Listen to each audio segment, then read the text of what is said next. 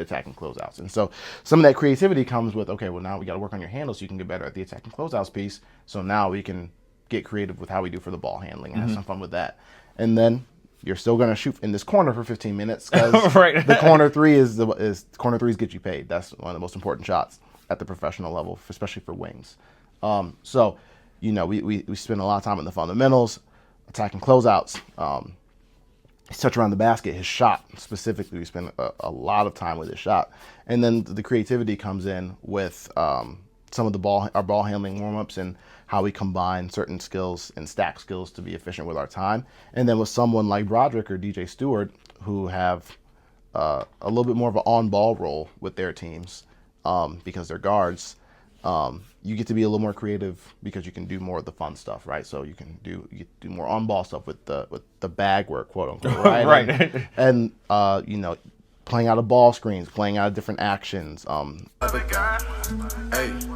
I'm a testifying, taste the quiet type of guy. Your bitch on me, no mind. Baby, that's just my type, like she just what I like. Like you never act this shy. I got you tripping on pop, trying to see you tonight. I'm on that list like I'm next up. If I'm not, then bitch, why is your bitch fucking like I'm next up? All right, welcome back to the Mike on Mike podcast, where we dive into real stories with real people. I'm your host, Mike Robinson, and today I'm joined with a very special guest, one of the best trainers in Illinois, Sam Franklin. Appreciate you for having me on, man. Of course, man. We appreciate the time. So how you feeling today, man? Pretty good, man. It's been a smooth weekend. Getting busier now, so I got time to recharge and get right back to it tomorrow. No, for sure. So just to get right into your background, what first got you into training? Yeah, so, I was kind of injury prone as a player, and so I got in the habit of always getting hurt and then having to sort of rebuild myself back up. So I kind of fell in love with the process of basically getting better and training in that way. And then, from there, I kind of always had a itch to teach in a certain way. And so those two things sort of came together. And then I met this guy online late in high school. His name is Damon Altizer, a good friend of mine and a really big mentor and influence on my life. But he was the first guy where I was like, I met him and he was training full time. I didn't really know that was a career. Up to that point, this is maybe junior year of high school, something like that. Right. But I met him and it was like, oh, can I swear on here? Right, for sure. You can get paid from this? Right. Yeah, I was like, oh, I didn't know you could do that for a living and have that be your entire job. And so that was sort of the sparking point when I realized like, oh, like I want to do that. Whenever my career is done, for however long I get to, the ball stops bouncing at some point for everybody. For sure. But that was sort of the impetus for me being like, okay, this is what I want to do for the rest of my career. No, for sure. So would you say that was like your junior year? That was like the specific moment where you were like, yeah, I want to be a trainer? Or Yeah, most definitely. I kind of went back and forth on a lot of things. I knew I wanted to be around basketball. At one point I wanted to be a sports agent, law school and all that stuff. And I wanted to be a strength and conditioning coach at one point. I ended up getting my degree in exercise science. Okay. Still going in that sort of mode. But around junior year was when I really was like, oh, like this is, that's it. That was when it clicked for me. Mm-hmm. Okay. So jumping ahead a little bit, Killer Instinct. Knew that was coming. Yeah, we got to cover the highs and the lows on Mike and Mike. So what was Killer Instinct? Describe that experience for you. Killer Instinct was a really interesting experience, but I learned a lot from it. So it definitely helped me grow as a businessman, as a trainer, as a coach. But basically, Killer Instinct, for those of y'all that don't know, and most of you guys probably don't, that was the AAU team that I started. It's actually how I met Mike. This was a long time ago now. 2018, 2019. Yeah, but I coached Mike's younger brother, Patrick, who's still a client of mine now, in AAU. It was an AAU program that I started. I had watched I had an acquaintance of mine who's also a trainer. Well, big things I was always told was that the coaching side of things helps with the trainer side of things. For sure. And so I had been training for a little bit at that point and wanted to get into coaching. So I was like, saw a documentary and I don't even remember what it was called, but it was on Netflix. It was about travel basketball, and I was just inspired, man. It was really well done, and so I was like, fuck it, I'm gonna start my own AAU team. For sure. So like, what was the process in starting that? Like, obviously you got the name and stuff like that, but you ended up having like an Adidas sponsorship. Like you were like, had Adidas uniforms, Adidas shoes for the team shoes and everything. So like, what was the process of actually starting it? So I got a 501. I have an accountant that helps me with my training business with the taxes and all that stuff. And so she helped me get a 501c3 so we could be a nonprofit organization. Okay. I had known a couple of people that either coached AAU or ran very, very small AAU programs. So I got a lot of advice from those people. And then it was kind of just figuring out, okay, what's going to be the name? I had to figure out what type of schedule we were going to play, practice time, and then finding the kids. Now, being a trainer, it was a little bit easier for me to find the kids with just starting out with the program. But that was sort of the baseline. The start was finding the kids, figuring out practice time, game schedules, insurance. In terms of the Adidas part, so wish we were sponsored. It was more that was the wrong yeah, word. It was more of a. I got a discount on the Adidas gear. So the same mentor that Damon that sort of inspired me to become a trainer in the first place, and he was actually an Adidas sponsor trainer. Adidas was sponsoring really big time trainers at the time, and so they were paying them and giving them free gear and stuff, and so he put me in contact with a Adidas rep where I was able to get like a 40% discount on gear. For sure. And so that was sort of the emphasis. I still use that now. I think it's got Adidas on here somewhere. But I think it's on the back. I got one of them shirts. So I think it's somewhere on there. But yeah, so I actually got a lot of my personal training gear through that rep as well. But that was sort of the baseline start of the Killer Instinct. Okay, for sure. So what would you say the biggest lesson from that running that team was? It's three very different pieces of it, right? Like training is the thing that I'm best at, and that's one side of it. But with running an AAU team is a very, very different beast in and of itself. It's completely different from the actual coaching side of things. Right, for sure. I think that if I was to do it now, I'd be a much better coach now than I was when I was 20, 21, being 29 now. Right, for sure. But also just understanding the logistics of things better and how things work. I understand that it's not really for me and what I want out of my basketball journey, but we'll be open to coaching AAU again at some point. But I just think for me, I understand the AAU side of things much, much better now than I did then, and that also allows me to help my clients and my players negotiate that, and their parents negotiate their path in that process a lot better. For sure.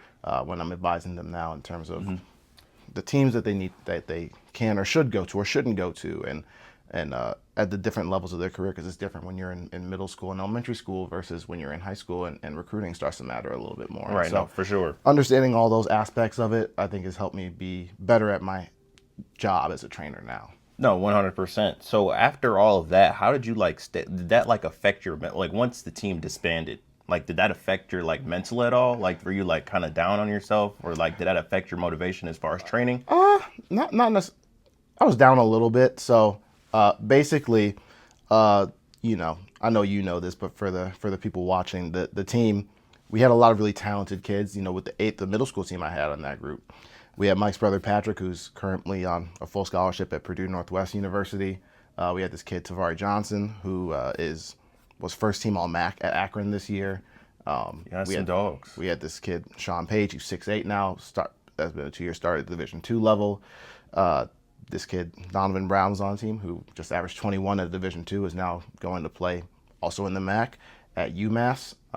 This kid Bryce Shoto, who was on a full scholarship at Cameron University and is currently playing Division III basketball. We had a lot of really talented kids. For sure. It didn't click together.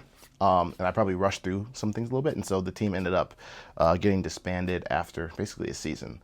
But in terms of how it affected me, I just think it kind of cemented the fact that I don't have a huge desire to coach AAU anymore. I think then I get asked almost every year by various organizations to coach it. For me, I think it was more so I was okay, now I know that training is your thing.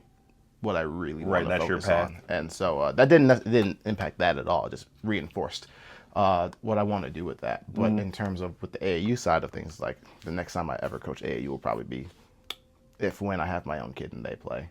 All right, you that'll be dad on the sideline. Yeah, that'll probably be the next time I coach AAU. I could be persuaded if there was a right fit with either a team with really good talent that's going to pay well, or some sort of shoe circuit team, think Nike, Adidas, Under Armour, or Puma type deal where everything's paid for. I'm getting paid well, and I have access to Their facilities and all facilities, high quality players. Something like that would make sense, but.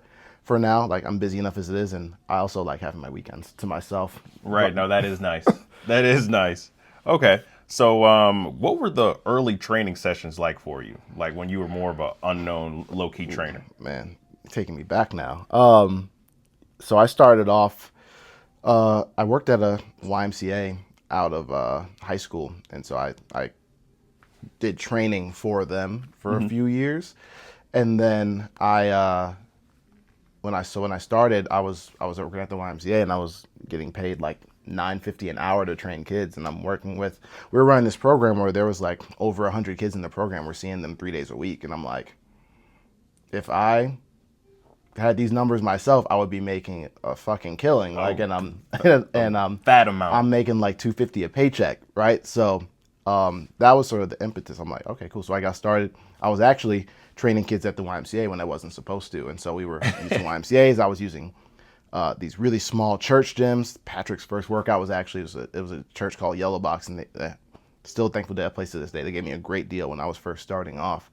But yeah, it was some of the drills are stuff that I probably wouldn't be doing now. I didn't know as much then as I do now, but it was a lot of energy, it was a lot of passion, and I actually got banned from the YMCA for training kids that I wasn't supposed to be, so I still can't get a membership there anymore. From any YMCA? In the Chicago, yeah, I got, so my my boss, he former boss, he when I first started, I had a website, and I still post videos on my Instagram and the website now, Right, for sure. I had videos of me training kids at the YMCA, and the shirt I have now, I had shirts like this back then, but the shirts had the website on them. And so I ran a free clinic back in the day, and one of my coworkers at the YMCA, he ran the clinic with me because he was also training kids on the side. Right. And so I gave him a shirt, so we were both matching for the clinic. He left it at work. My boss came in the next day, SamFranklinBasketball.com, what the hell is this? Types in the website and sees videos of me training kids at the YMCA. And then that was a wrap for And YMCA. it was wrap. So he got me my membership terminated indefinitely, so I can't get a membership at any YMCA in the Chicagoland area, basically. He's hating for that. Just a little bit, but it all worked out. That YMCA that I was working at is actually shut down for years now because they didn't really know how to make money very well and monetize it. So, kind of is what it is. Hey, that's on them, and you still up and running. So. Absolutely, but that's on them. Yeah, those early workouts, those were fun times. The groups were much smaller than they are now, and we were just going at it as hard as we could. Not maybe the most efficient or effective way back then, but the kids had fun and they still got better. And so it was laying the foundation for me to learn how to continue to develop and do what I do now at a higher level. No, for sure. So what separates you from other trainers?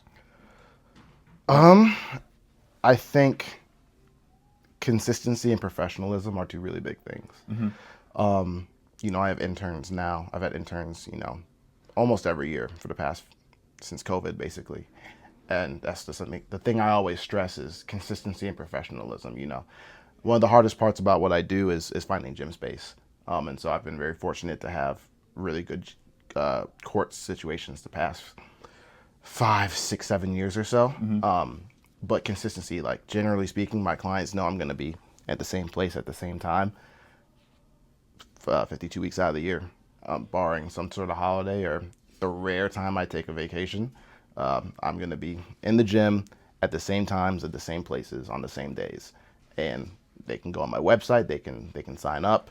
I'm going to be on time, I'm going to be professional, I'm going to be consistent, and they're going to get results. And I think those are, in a macro sense, those are some of the big things that separate me. Because there's a lot of people that, there's new trainers popping up all the time. It's a very easy industry to pop into because all you need is a court, some cones, an Instagram, and a basketball, and Yeah. and a kid to work with. There's no barrier to entry like there is. I know I mentioned I have a strength and conditioning background. If you want to be a strength and conditioning coach, you need to have a certain certification, and more often than not, to get that certification, you need an exercise science degree. And so Right. there's a barrier to entry. Now, to be a personal trainer at like a Lifetime, it's a little bit easier. You can get that certification from with any background. But if you want to be a real strength and conditioning coach, you have to have a certain background, Right. certain education, and certain certifications that require that background. And so there's nothing like that for what I do. And that was helpful to me when I started. Right. I could grab my cones, get sneak into the gym, Right. get some kids and go put them to work. But that also means that a lot of people are popping up and doing it. And so it's easy to get in, it's hard to stay and build a foundation where you can keep growing and not just do it, but end up doing it full time. And so I would say the consistency, the professionalism. I had business cards early on. I had a website that looked professional, and then results. At the end of the day, it's Right, a yeah. results-based business, and the quality of the training and the effectiveness of it are ultimately the most important thing. 100%. If you're not getting kids better, Why would this is people not come- always Right. it's not always the case. There's some trainers out there that probably aren't as doing as good a job as they could, and sometimes parents can't tell the difference. But generally speaking, if you're not getting results, it's very hard to stay in business. No, 100%. So speaking of results, what would you say your training philosophy is? Like, how do you approach training? Yeah, so in terms of my training philosophy, it's kind of changed over the years. But for right now, where I'm at in my journey, I think that it's the combination of small-sided games and quote-unquote skill enhancement. So I like to combine skill enhancement being the technical side of things, making sure that we're improving the actual skills. I'm a skills trainer, right? So right. improving the actual skills that are required to be successful in the game. Your pace, your footwork, your shooting, your finishing, your touch around the basket. There's macro skills and there's smaller skills that are involved in that you combine to get to the macro skills. And so it's a combination of working on those technical things, both at the small and the larger level, and then also working on using a small-sided games approach, which is basically like constraints-based training. So whether it's one-on-one, one-on-two, two-on-two, three-on-three, four-on-four, with constraints that force them to work on certain things. Though the combining of those two things is probably the base of my training philosophy. for sure. And that training should, not always, but most of the time, be fun. It's hard to get kids in the gym if they're doing the same thing over and over and over again. And that is required at a certain level, right? Repetition but training should be as fun as you can make it. You want kids, especially with younger kids, you want them to come back. And my goal with young kids is that they should still want to play basketball and love playing Right, for basketball sure. as they keep going. I've had kids where it's not fun for them anymore, and that's my goal is always to keep playing at the end of the day. Right, no, for sure. So what would you say your approach is when you're developing players, like not just physically, but emotionally and emotionally? Because like obviously basketball, you just mentioned it, you want it to be fun for them and you just don't want it to be work, even though sometimes it will just be work. So what would you say that? I think it's sort of a combination of, my AAU team was called Killer Instinct, and I think that, being able to build that is important, right? If you want to be a really, really good player, having the killer instinct. And so being able to help bring that out of a player and instill confidence and, bordering on cockiness. We don't want to, there's a threshold we don't want to cross over. There's a very fine line, for sure. Definitely a fine line, but, try to get them up to the point of that fine line when they're on the court, and hope, that translates into some other aspects of their life. Well, I would say that's probably one of the biggest things that I try to do. Some kids naturally they just have it, like they just the aggressiveness, the confidence. You can't tell them everybody shit. knows it. Yeah, everybody knows a dog when they see a dog. But helping the kids that don't have that develop that is probably one of the bigger things outside of the basketball aspect that's important. And that helps translate other aspects of life, whether it's your schoolwork, how you're going to handle things when you go to college and the job, when your dating life, all those 100%. things that you can do on the basketball court. Those extend to other areas of life. Your work ethic, especially getting kids to understand how hard they need to work to achieve the things that they want to achieve. Basketball is a great tool to teach a lot of different aspects that translate to other life, and the work ethic especially. You know, if you want, whether it's again academics or the job that you're going to have, or if you want to start a business or start a podcast, like the amount of, I'm sure we've been grinding a lot to get this thing off the floor. Best, bro. Been trying my best. It's a lot. With anything in life, whether it's football, basketball, it's going to be a grind at some point. So I tell Pat all the time, pick your hard. Yeah. So yeah. So what is behind the scenes look like? Like how do you prepare? Like you say the workouts are different. Like obviously you're figuring out the workouts. But what is the preparation for the workouts? How do you figure out what the athletes are going to be doing? So there's two sides to that. So I do group workouts and I do private workouts. And so for the group workouts, I have a system that I developed over the years, and so that makes it a lot easier for the group stuff. And so I have basically every month we have a specific focus that we work on. And so, for example, this month we're focused on game actions, specifically ball screens, but we're working on some other stuff with that as well. But it's mainly focused on ball screens. Last month we were focused on changing speeds, and the month before that we were focused on downhill. Next month we'll be focused on triple threat and attacking closeouts, right? Okay. And so each month has a specific focus that we are trying to correlate as many of the drills as possible through the lens of the focus, and then while still making sure that we work on all of our foundational skills, right? So we're still hitting ball handling, we're still hitting footwork and finishing and shooting and decision making, and pace and all these different things. But as much as possible, we try to narrow it through the lens of whatever the focus for that month is. And then all this, in addition to that, the small-sided games that we're using are also focused through that lens. And so in that regard, it's kind of easy because I have my focus set up, and then I have a spreadsheet for, okay, I want to work on these finishes this month. We're focused on maybe 2-foot finishing this month, and then we might focus on contact finishing the next month, and then 1-foot finishing the month after that. And then I have specific finishes I want to work on each week, and we progress the workouts throughout the month so they get progressively harder. And then I might have specific ball handling concepts that I want to focus in on in a specific week or month, and then we'll progress that as the month goes on. And so there's that foundation of, okay, I know exactly what I'm going to work on each week, and then I will adjust the workouts accordingly. I'll write the actual specific drills out for the week that I want to do, and so and then that is like the foundation of the week, and then I will adjust the drill accordingly based to maybe I have specific kids in the workout that can or can't do something, so we'll tone it up or tone it down. Right. And then outside of that, once that's set, I can then in the specific workout adjust specific drills to specific kids when they have specific things that they need to work on. So if I have a kid, we're doing a shooting drill, we're working on movement shooting, and I have a kid whose form I am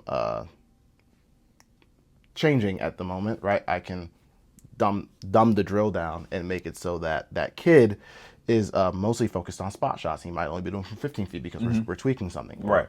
And then I have another kid that's mostly a catch and shoot guy. And so we're going to, if we do a 6-shot series, for example, maybe 5 out of his 6 shots or 4 of his 6 shots are catch and shoot and based on movement and the footwork. And I have another kid that might need to focus on his shot prep. So then we're detailing that out throughout the 6-shot series. And I have another kid that is mostly on ball in his role. And so that kid, he might do 2 catch and shoot shots in that series, sure. And then the other 4 might be off the dribble. So we can specify certain drills and certain points of the workout to meet the needs of the client while still having that foundation where everybody's working on something relatively similar. No, for sure. And then that changes with a private workout where I just have to base it on what the specific player's needs are. And most definitely. That's a little bit more detailed a little bit. Right. So you work with players of all levels. So do the levels combine at your workout, like at the group workout? So so say like a lower level college player and you got an NBA player. Are you dumbing down the drill for the lower level college player because the NBA player's there, or are you like having them do the same thing? So I will generally, the way my groups are set up is like right now during this time of year, I'll have with my non-college kids, I'll have an advanced high school group that'll go. I'll have a general high school group that'll go, and then I'll have a middle school group that'll go. And with those groups, they're like 90% of the stuff is the same. I'm not big on dumbing down the general workout. We might not go through things as fast, and so we might not get to everything that the middle school kids might not get to everything that the older kids get to because they take longer to process and learn. But the drills are going to be mostly the same. And that somewhat goes the same for the NBA players. Like my high school guys and my NBA guys, they're going to do a lot of the same stuff. Like the fundamentals don't change. Right. Okay. So in terms of the specific question you asked, like a lower college level guy and an NBA guy, they would probably not work out together most of the time. Okay. Like the NBA guys will generally either do a workout by themselves, or they will be with similarly capable players, whether Got that you. be Okay. for example, one of my guys, DJ Stewart, this week, Duke guy, right? yeah, Okay. he worked out with two of my college guys, but one of those guys plays in the A10. One of those guys was averaged over 20 at his Division II school, and so it was good for him to just get some bump. And then another day we did a group. He worked out with a guy that's doing pre-draft, and then a guy that is average 18 at his Division I school a couple years ago. Okay. So like I'm not gonna put together a group with high level guys where another guy's gonna slow it down significantly. It doesn't really make sense for me to for do sure. that. But in terms of what they're working on, like again, there might be there's gonna be some parts of the workout where like, okay, the NBA player is gonna be more advanced. They can do certain things differently or better. But like I have high level high school guys that can do a lot of what the NBA players do, just not at the same level. Right. But they can functionally do the same things and work on the same stuff. Okay. No, that makes sense. So, transitioning, how did you get your first big name client? Because I mean, every athlete you work with could potentially be a big name. So, but how'd you get that? So by big name, are we talking like Let's say who was the first guy in NBA you worked with? that would be Broderick Thomas. Okay. Yeah, so it's funny. I was actually just telling one of my interns this the other day because one of the things I always stress to my guys is do a great job with the person that's in front of you. Whoever is in front of you, do a phenomenal job with them, and that's going to make everything else really, really easy when it comes to being a trainer. And so the way I got Broderick is that his agent, Broderick finished college during COVID years. His season got cut short, and so he started going through the pre-draft process. But obviously, COVID kind of ruined a lot of things. Yeah. And so his agent, the normal pre-draft process in the NBA pre-draft process just wasn't the same that year. And so I guess his agent knew this high school coach in the area and asked the high school coach to help him out with the pre-draft. But the high school coach was like, I can't do it for whatever reason at the time. And so the high school coach recommended me. Now, I actually didn't know him that well, but his son, who was in middle school, maybe 8th grade at the time, 7th or 8th grade, was on the AAU team with a bunch of my middle school clients. And my clients were the best players on that team.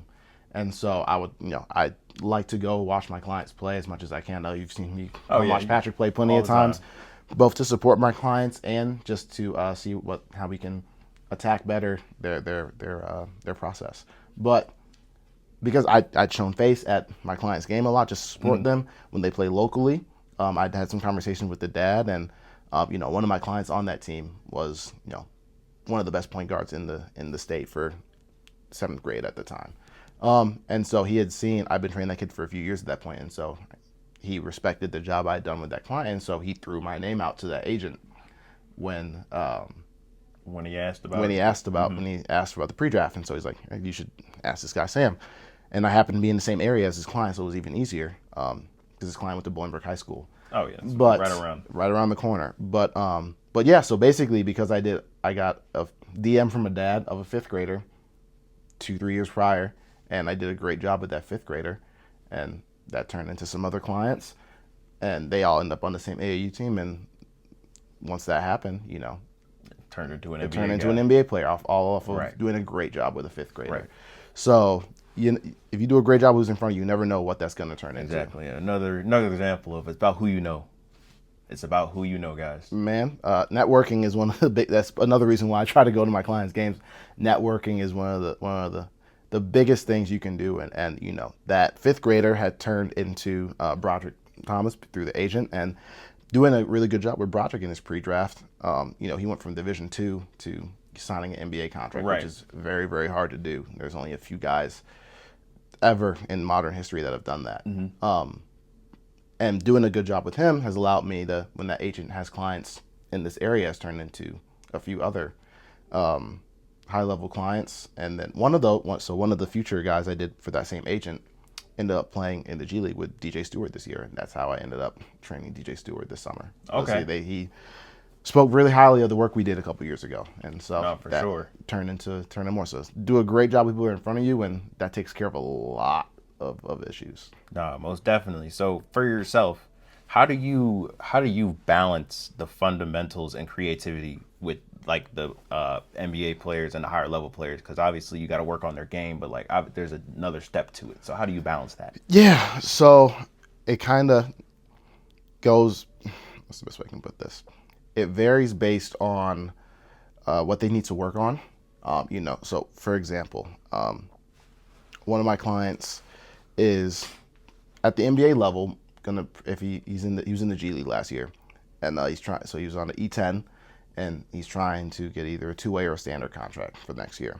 And so, but he projects at the NBA level as a role player, right? And so, for him, it's more so about getting good at the stuff that he needs to do to succeed in that role, because the vast majority of NBA guys are role players. Right. And so his is a little bit more simple, but where the creativity comes in is that for him to do with a modern role player, I'm sure if you're from 3-and-D guys, right? So with a 3-and-D guy, it's make threes and defend the ball. That's the role that he would need to have to be able to be an NBA player. But with modern 3-and-D guys, it's not just being able to spot up and play defense. They also need to be able to keep the offense going and attack closeouts. And so for him, he was a center for his first 2 years of college basketball before he switched to playing the 4.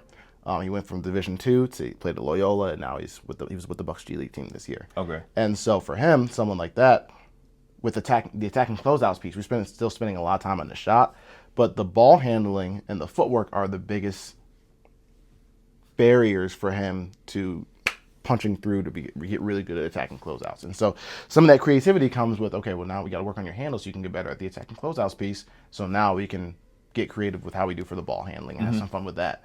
And then you're still going to shoot in this corner for 15 minutes because Right. the corner three corner threes get you paid. That's one of the most important shots at the professional level, especially for wings. So we spend a lot of time in the fundamentals, attacking closeouts. His touch around the basket, his shot specifically, we spend a lot of time with his shot. And then the creativity comes in with some of our ball handling warm-ups and how we combine certain skills and stack skills to be efficient with our time. And then with someone like Broderick or DJ Stewart, who have a little bit more of an on-ball role with their teams because they're guards, you get to be a little more creative because you can do more of the fun stuff, right? So you get to do more on-ball stuff with the bag work, quote unquote, right? Right. And playing out of ball screens, playing out of different actions. They're going to do more ball handling. They're going to have a little bit more work in terms of creating their own shot. And so it depends on what their role is and what their level is. DJ is a point guard, and so he's going to do more of that than Broderick's going to do as a 2-3.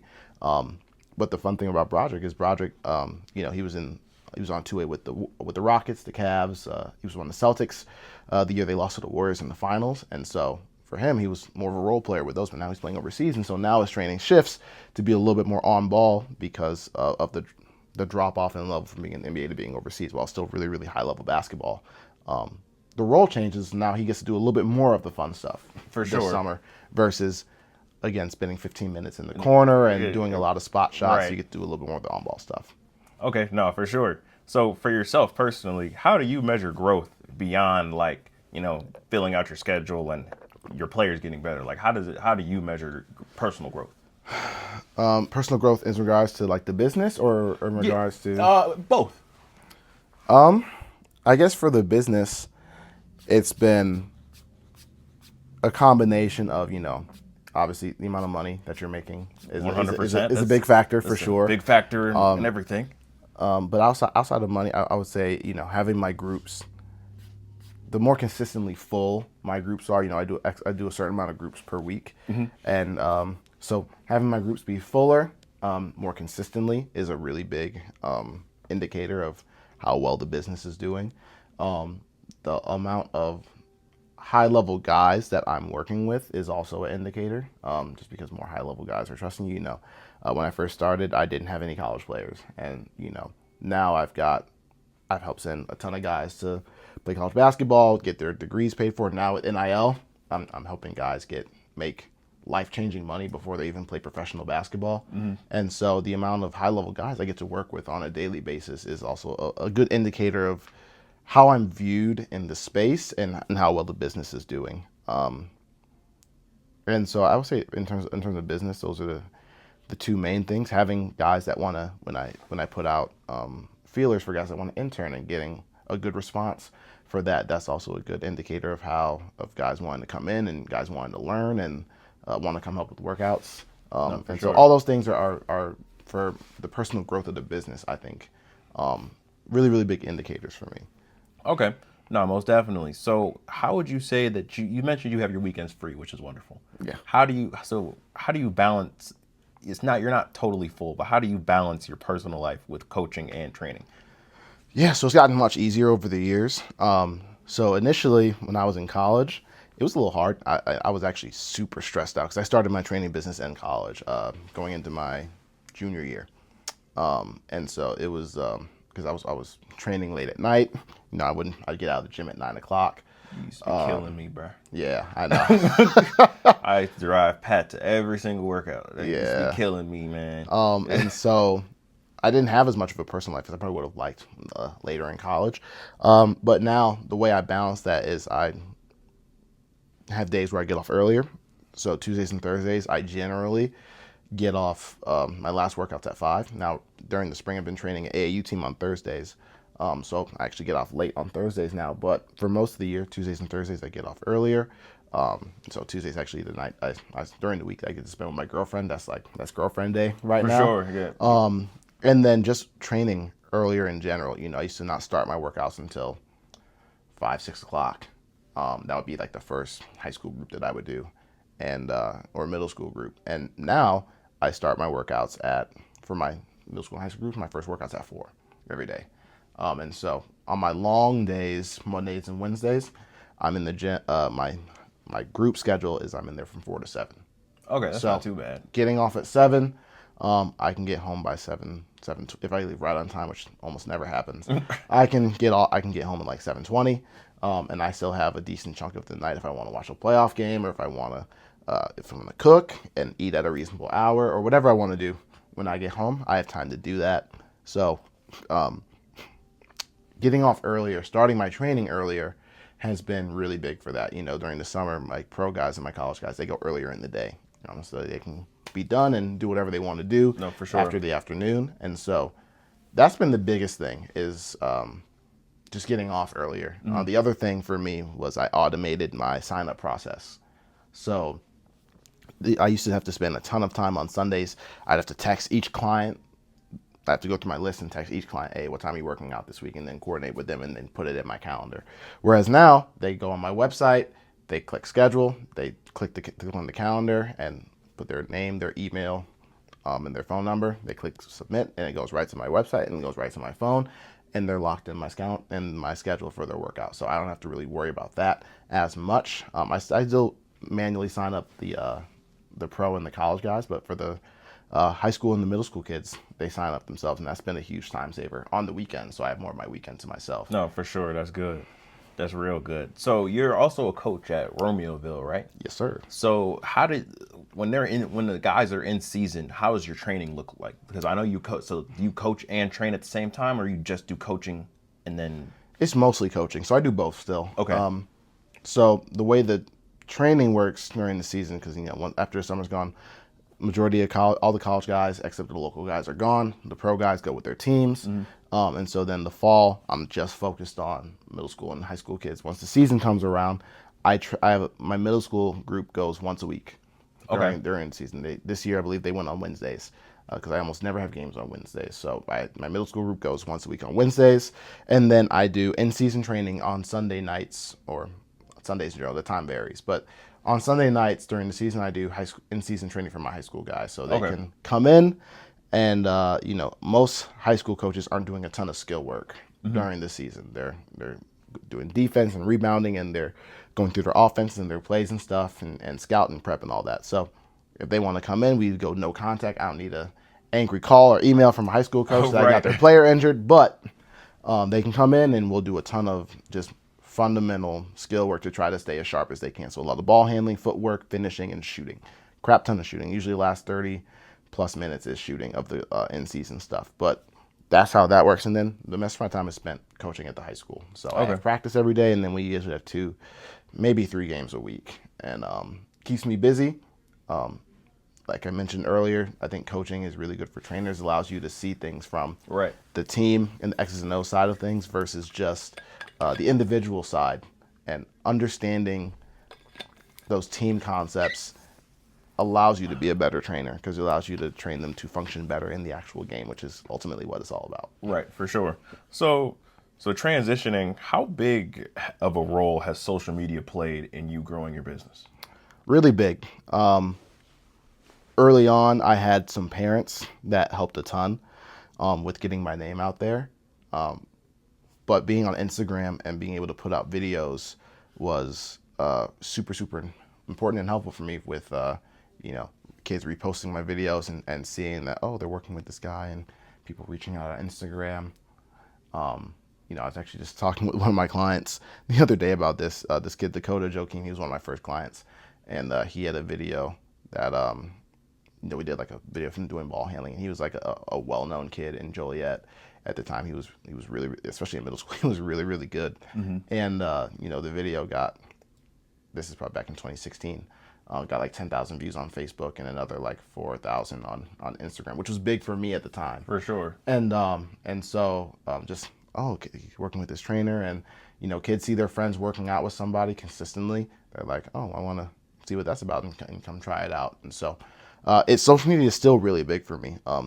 Especially COVID was probably the time when you could even ask Patrick about this, where like my business took a really, really noticeable jump in terms of the amount of kids I was working with and the level of kids and players that I was working with. Mm-hmm. And that was a lot of that had to do with social media, with posting videos. There's, I'm sure you know who Slow Shay is. Yeah, of course. And for some of the people that don't know Slow Shay, he films for SportsCenter Next now, but he was a really big local video guy, mostly based on sports and a lot of basketball stuff.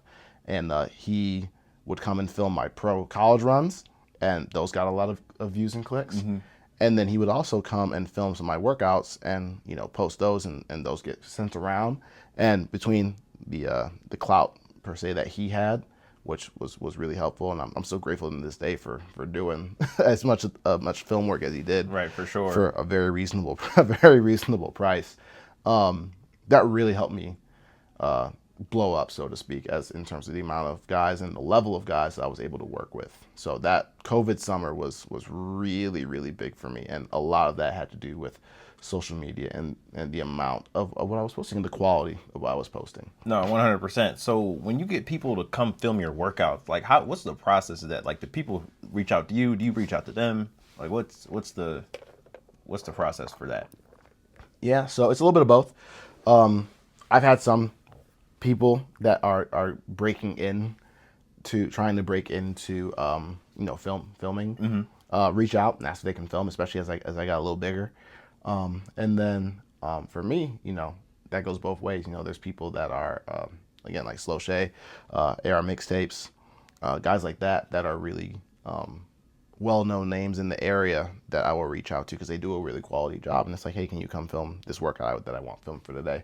And so it's a little bit of both. Okay, for sure. So when you're not like working with like videographers and stuff like that, do you edit and post all your stuff by yourself, or? Yeah, so straight iPhone, or you got a camera? Straight iPhone. So okay. It's always been a mix. I try to have the guys that do come film, and those guys will edit their own videos. Mm-hmm. But what Derek would do, Derek is Slow Shay. What Derek would do a lot of times is he would do a montage, like a highlight edit, right, for me, and then he would also cut me a raw footage, usually about 10 to 12 minutes worth of raw footage, with me explaining a drill and then the actual reps of the drill. And so then he would give me that raw footage, and then I would go in with my iPhone or iPad and cut that up myself, so I can make more content from For sure. the videos. From the long form. Got you. Yes, and so it's a little bit of both. You know, I like having the highly edited montages. I think it's cool. The kids love seeing that stuff.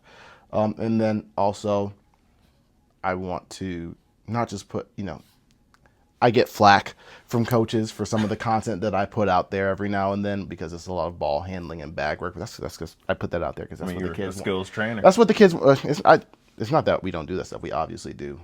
But that's what kids and people on social media want to see. But it's a very small piece of what the actual workout is. But, you know, if I'm posting on social media, it's not necessarily for, you know, some of it is cool that coaches can see it and take use from it. But I'm posting on social media because I want kids to want to come work out with me. Right. So exactly. I'm going to post the stuff that they want to see. And then when they get into workout, we will still do some of that stuff. But we're also going to do all the stuff that you might not want to do but need to work on to get better at your game, and a lot of the simple fundamental stuff too. So, but I edit. I try not to be on my phone as much as possible in the workout. I want to be present in the workout, but sometimes I'll take my phone out and I'll record a drill that is less involved for me from a teaching perspective. Got you. And so, which is also another reason why I end up posting more ball handling and small-sided games, because there's a lot less teaching that goes involved compared to some of the other stuff that we're going to work on. But yeah, so it's a mix. No, for sure. So your approach to content, like, do you have a strategy when you post, or you just go with the flow? You just like you very in a much workout, go with you're the just flow. like, cool. Okay, you know, no, like you think I'm gonna post something today, or you just like are in the workout and you're like, you know what?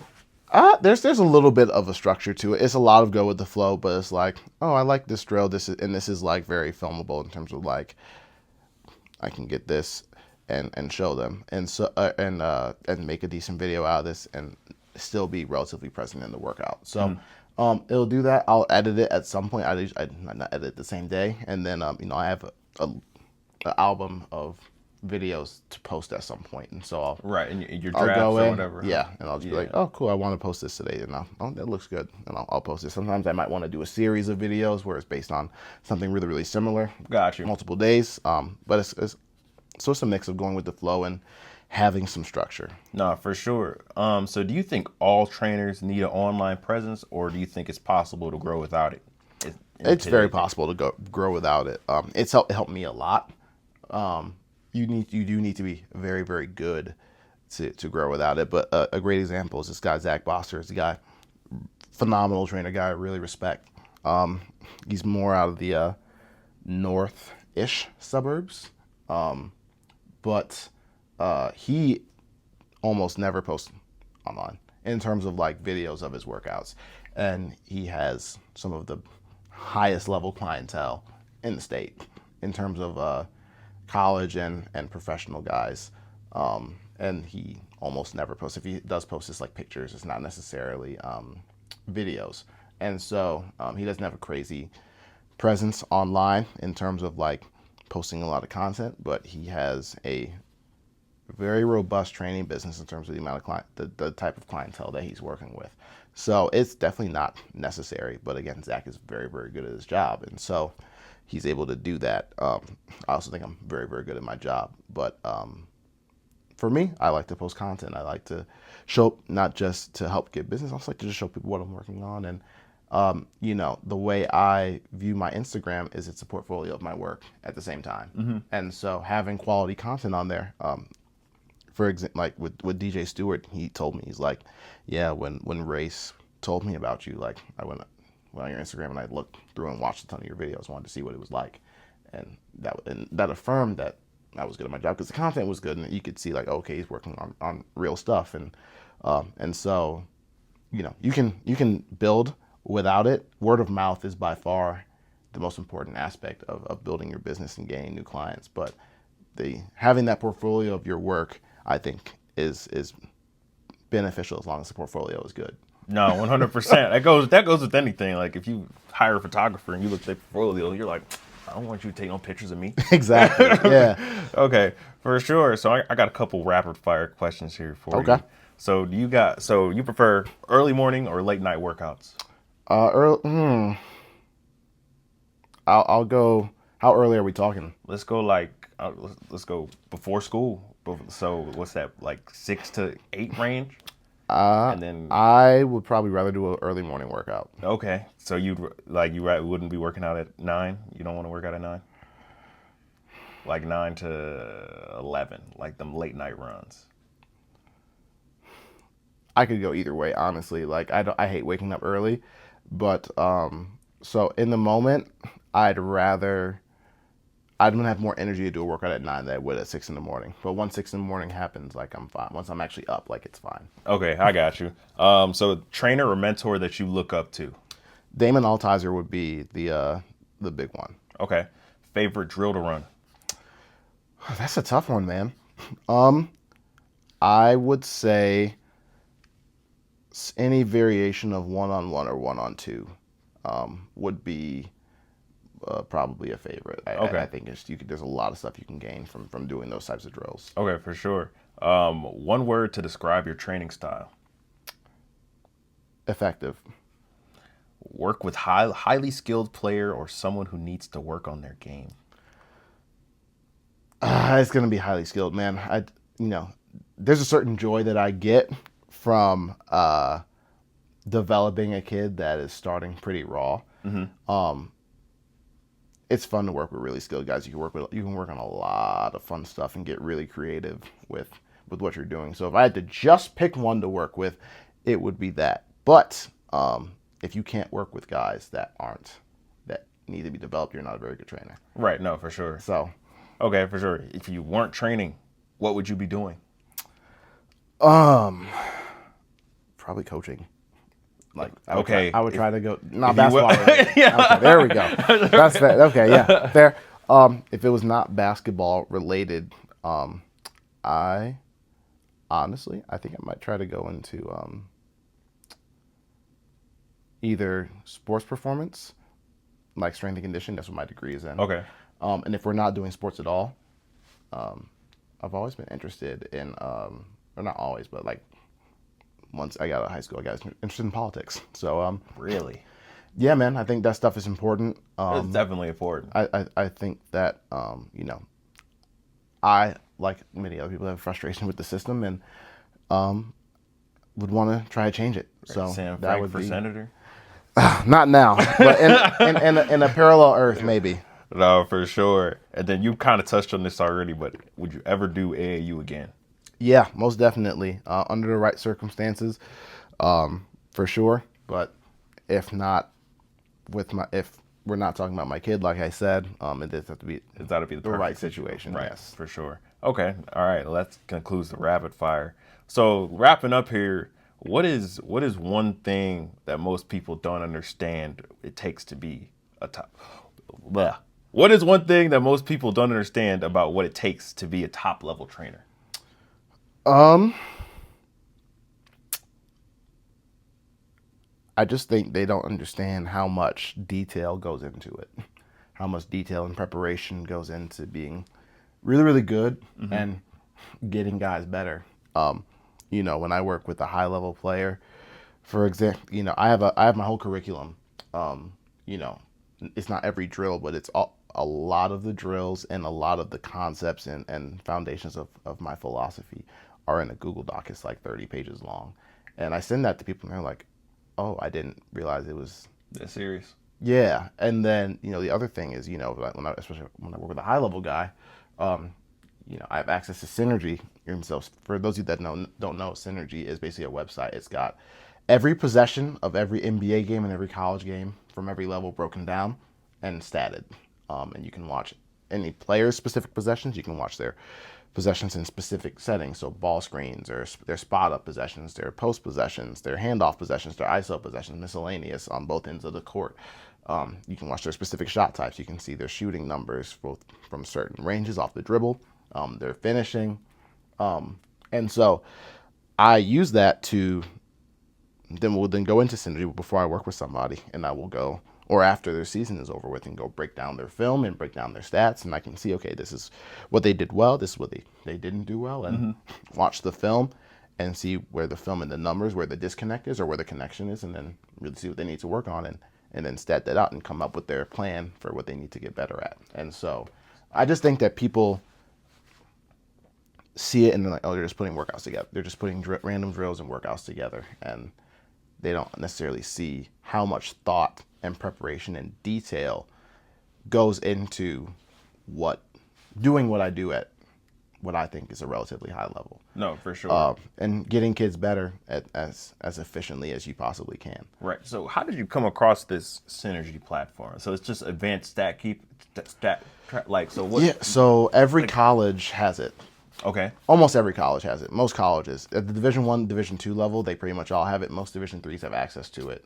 And so I don't remember necessarily how I heard about it, but like it's at the coaching levels. I know I have a lot of friends that coach in college and know a ton of college coaches. And so it's very common at that level where they use it to break down their film. Right. So I found out about it, and you can't get it as a regular person. I was just gonna say, you just like go on there, like sign up for a subscription, or like what? No, it's it's extremely expensive. You can't get it as a regular person. I have access to a couple people's accounts that I use, but yeah, you can't get it as a regular person, unfortunately. Which I wish they kind of did allow regular people access to it. But it's been a super phenomenal tool. When I was younger, I would just get it from my clients. I'd be like, hey, what's your Synergy login? Because the players will either have one of their own or they'll have access to their coaches so that they can watch film on their own. Right. So I would do that with my when I was younger with some of my Division I guys. Now I try to use the college coaches' accounts. But either way, that's how I got access to Synergy. Okay, no, for sure. So you've been through a lot. You've gone through church gyms, high school gyms, middle school gyms, YMCAs, and now you're pretty stable where you're at. You've gone through a lot of growth. What's on the horizon for Sam Franklin? I would say my biggest short-term goal is I want to hire some trainers under me. That would be sort of the next step, I think. I want to have one or two guys under me that I really trust, that I teach how to train, and that they can train more kids, so I can Expand. be able to work with more kids, and also for me, I'm still pretty young. I'm 29, but I'm getting older, and I want to be able to make money when I am not on the court. If I don't work, I don't get paid. There's no PTO for me. I work for myself, and so there's a lot of positives to that. But that's one of the negatives, is that if I don't work, I don't get paid. And so being able to have guys under me that are working with a ton of kids at a high level. I don't really work with elementary school kids, but like if I could have someone under me that does work with elementary school kids, that would be huge to have that sort of funnel for my business and to be able to touch more kids. And then be able to work and make money while I'm not at work. So if I take a vacation, for me, taking a vacation is tough because Right. I'm not only not making money, I'm spending it. Right. Yes. Right. And so at least if I have a couple of trainers under me, through my company, I am still bringing in some revenue while I'm not working. If I get sick, I'm not making money, So having a trainer that could, okay, now you can take over my workout. So you can have some PTO. Yes. In a way. In a way. And then, eventually maybe have something to sell one day. But that would be in the short term. That's sort of where I want to get to. Long term, I go back and forth on opening a gym. There's a lot of logistics and Like a M14 type gym or smaller, but Okay. but yeah, I go back and forth on wanting to do that. There's a lot of like I said, with AAU being a completely different business from the coaching and training side of things. Running a gym is a very different business than the coaching and training side of things, and so I go back and forth on that. But that's maybe something in the long term that I would potentially want to do. Right. So like, would you have just a gym, like just a facility, or like a program within the facility, or like what? Yeah, so it would be if I was going to do it, it would basically be an academy type of thing, right? So like I've got multiple courts, and so I'm training on one court. My other trainers are training on another court, and we've got multiple sessions going at once. You're potentially renting that out in the dead time, but or having AAU teams practice there in the time where it's not being used as much. But that would be the goal, would be to have my program be really, really fleshed out and full with multiple trainers under me, working out players, and then also having space where I can use it at any time, and also to work out my higher level guys in there as well. Okay, nah, for sure. That's a good goal. That's a great goal. Well, that's all I got for you today on the podcast. But we appreciate Sam Franklin for taking the time. We know he's not busy on weekends, but we know we appreciate him stopping by today. So yeah, that's all we got. I'm your host, Mike Robinson. This is Sam Franklin, and we'll see you guys on the next one. I'm a testifying, there's the quiet type of guy. Your bitch on me, no mind. Baby, that's just my type, like she just what I like you never act this shy. I got you tripping on pop, trying to see you tonight. I'm on that list like I'm next up. If I'm not, then bitch, why is your bitch fucking like I'm next up?